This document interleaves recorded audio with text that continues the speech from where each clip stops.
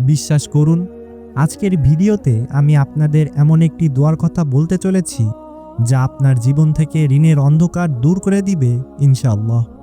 আজকের ভিডিওটি শুধু একটি ভিডিও নয়, তাই একটি সেকেন্ডও মিস না করে শেষ পর্যন্ত দেখুন, কারণ শেষে আমি এমন একটি আমলের কথা বলবো যা আপনার রিজিকের অভাবকে চিরতরে মিটিয়ে দিবে।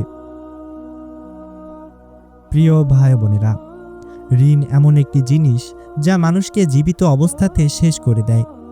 ঋণ মানুষের রাতের ঘুম কেড়ে নেয় আর দিনের বেলা তাকে লঞ্চিত করে। এমনকি শহীদ ব্যক্তিরও সব গুনাহ মাফ করে দেওয়া হয়, কিন্তু ঋণের দায় মাফ করা হয় না।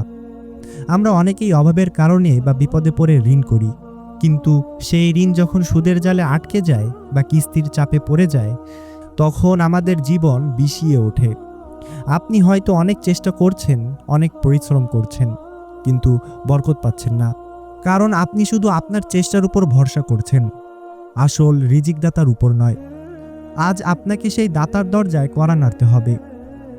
একবার একজন ব্যক্তি সাহাবী হযরত আলী রাদিয়াল্লাহু তাআলা আনহুয়ের কাছে এসে বললেন, হে আলী, আমি আমার ঋণের বোঝা বইতে পারছি না, আমাকে সাহায্য করুন।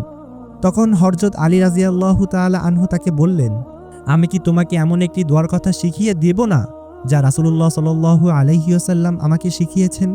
যদি তোমার উপর পাহাড় পরিমাণ ঋণও থাকে, তবুও আল্লাহ তাআলা তা পরিশোধের দায়িত্ব নেবেন।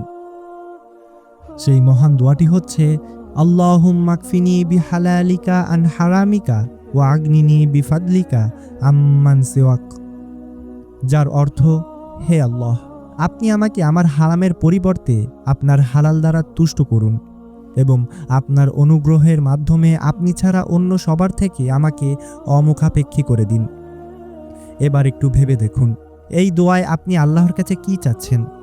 আপনি বলছেন, হে আল্লাহ, আমার অন্যর কাছে হাত পাতার দরকার নেই, আপনি আমার জন্য যথেষ্ট হয়ে যান। যখন আল্লাহ কারোর জন্য যথেষ্ট হয়ে যান, তখন দুনিয়ার কোনো শক্তি তাকে অভাবী রাখতে পারে না। প্রিয় ভাই বোনেরা, দোয়ারও কিছু আদব আছে। এই দোয়াটি আপনি কিভাবে পড়বেন? প্রথমত, বিশেষ করে ফজরের নামাজের পর এবং মাগরিবের নামাজের পর অন্তত 3 বার এই দোয়াটি পড়ুন। পড়ার সময় মনে এক চুল পরিমাণ সন্দেহ রাখবেন না। মনে মনে ভাবুন, আল্লাহ আপনার ঋণ পরিশোধের ব্যবস্থা করে দিচ্ছেন। আমরা অনেক সময় আমাদের গুনাহের কারণে রিজিকের বরকত পাই না, তাই বেশি বেশি আস্তাগফিরুল্লাহ পড়ুন। দোয়া পড়ার পাশাপাশি আপনাকে চেষ্টার হাল ছাড়লে হবে না। আল্লাহ চেষ্টা করা ব্যক্তিকে পছন্দ করেন।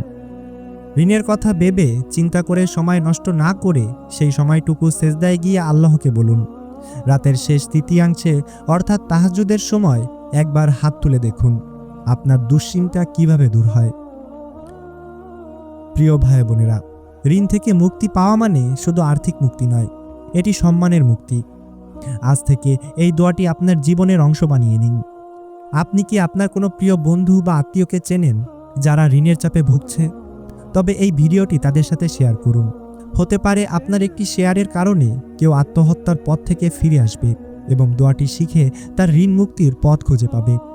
আর এর সওয়াব আপনিও পাবেন ইনশাআল্লাহ। আর কমেন্টে সবাই একবার লিখুন, আল্লাহুম্মা আমিন, যেন আল্লাহ আমাদের সবাইকে দুনিয়ার সব ধরনের ঋণ এবং অপমান থেকে রক্ষা করেন। আর এই দোয়াটি যদি আপনার মুখস্থ থাকে, তবে অবশ্যই কমেন্টে লিখে অন্যদের সাথে সাহায্য করুন। আর এরকম আরও গুরুত্বপূর্ণ ভিডিও পেতে আমাদের চ্যানেলটি ফলো অথবা সাবস্ক্রাইব করে আমাদের পাশে থাকবেন। দেখা হবে পরবর্তী ভিডিওতে। ততক্ষণ পর্যন্ত আল্লাহর উপর ভরসা রাখুন। ইনশাআল্লাহ খুব শীঘ্রই আপনার সুদিন আসবে।